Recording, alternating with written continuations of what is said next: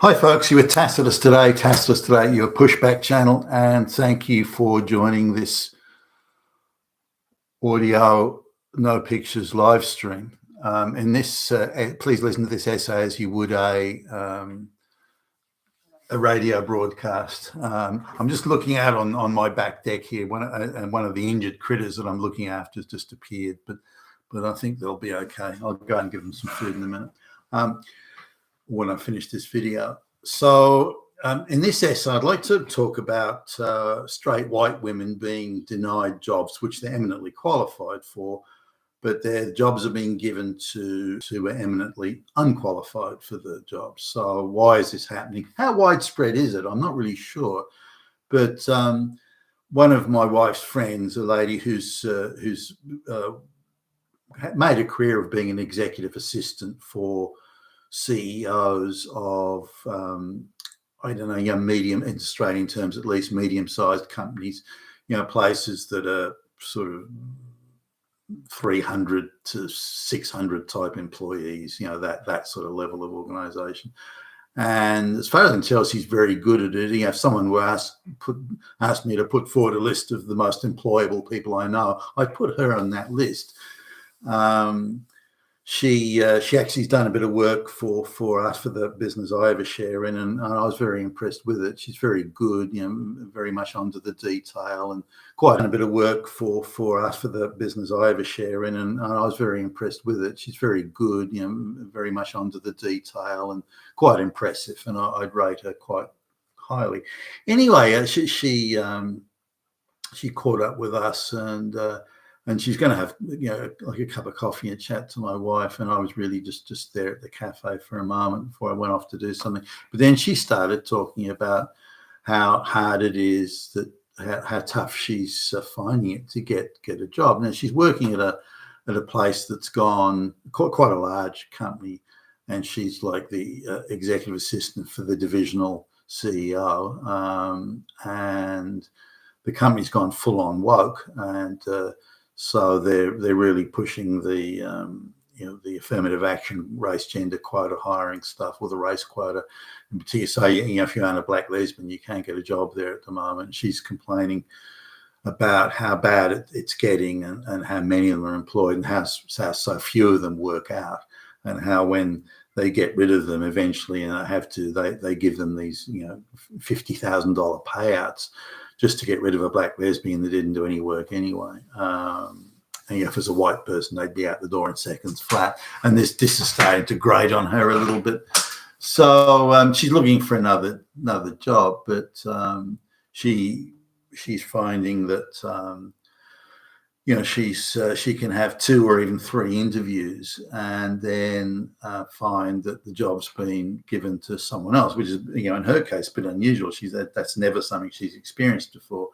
She always gets the job in the first interview, and so it's new territory for her. She's still looking quite good. She'd probably be pushing 50 now, I guess, but she's still looking quite good.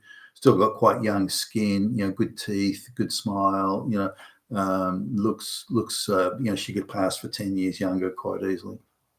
And she's very experienced, well qualified, got all the certifications, the whole thing.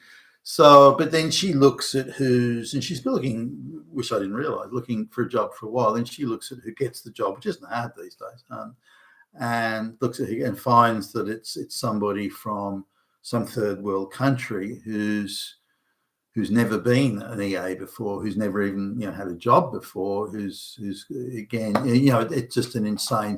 Why would you hire somebody like that? I mean, you wouldn't. No sane person would, and yet they're being. She's missing out on the job to someone who isn't just similarly qualified, but far less qualified, and is a recent arrival from a third world country. So.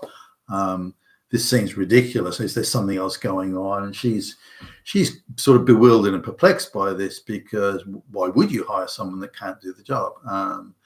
So now I'll go back in time here, because there's things there's something wider going on. We all know about affirmative action, race, gender, quota hiring, and that insanity. We're all seeing that. It's all across the Western world. Wherever the globalists have got their grubby hands into the business, then we're seeing this all over the world.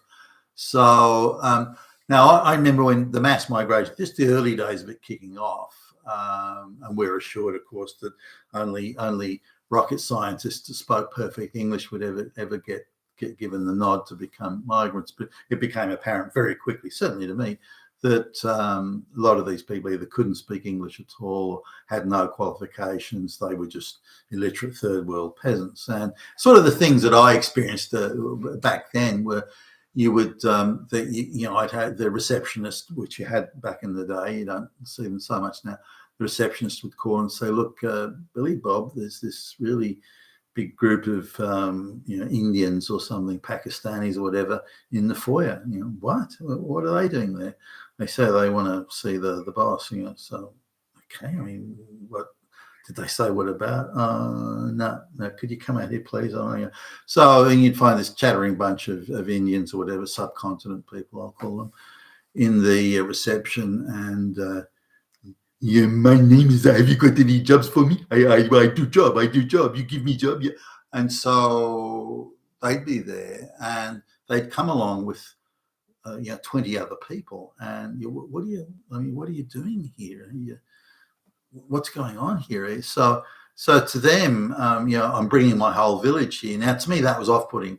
Why do you need that many people? If you are the only one applying for a job, why do you need 20 people along with you?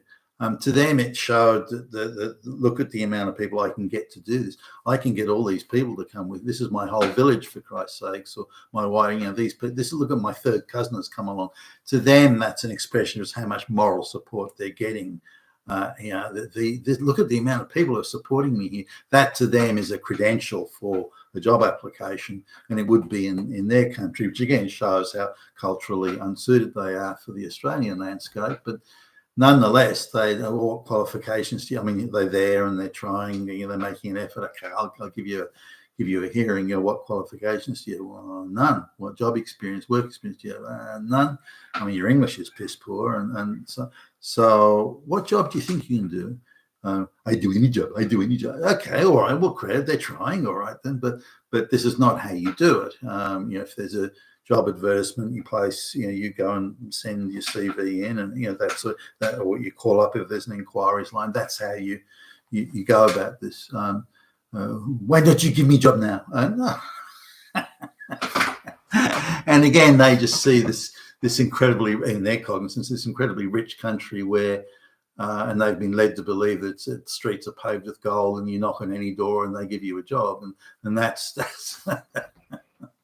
But anyway, for me, it was off. So the other things were, that was India, subcontinent people, and you also got some odd stuff coming out of the Middle East and Africa. Not too many Africans coming to Australia, though. Some, but not many, or not at the time at least. It's jumped up a notch or two since then. So I remember sitting where the Chinese people would come in, and particularly they turn up, say the HR lady wasn't in, or they turn up sort of after work had ended. There's only a few of us in the office, and so again, if they've made the effort to come around, knock on the door, I thought, just in my view, I should at least give them a hearing and let them make their case, And so possibly I shouldn't have done that, but I have these people. I remember a youngish Chinese woman.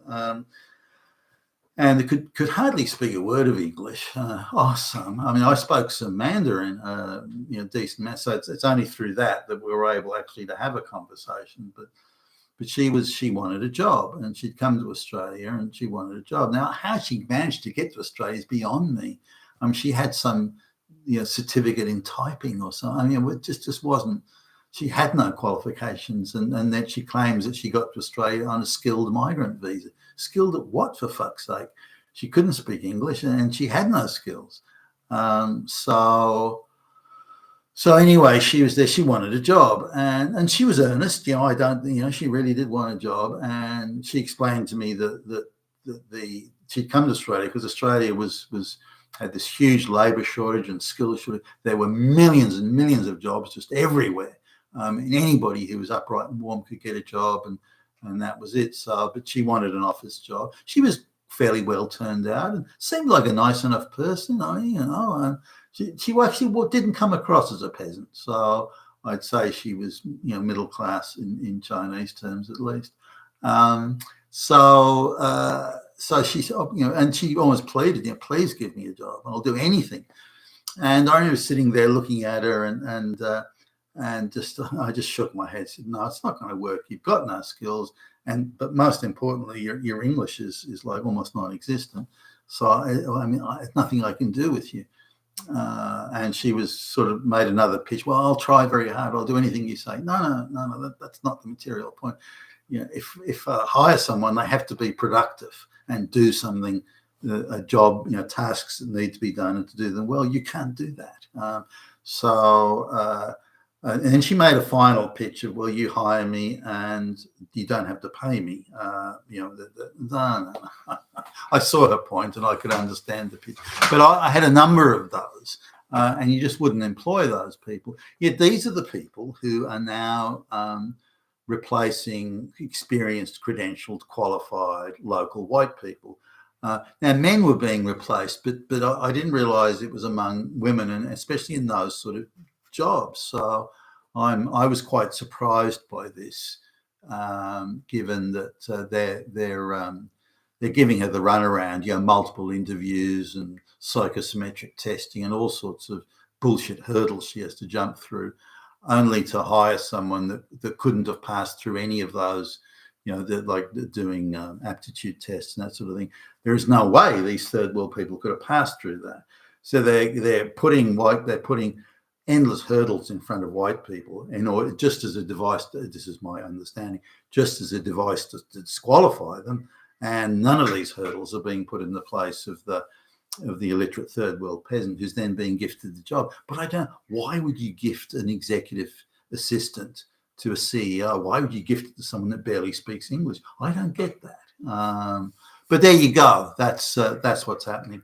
I'll be interested to see your comments below. You've been in Tacitus today, your pushback channel. Thank you for listening.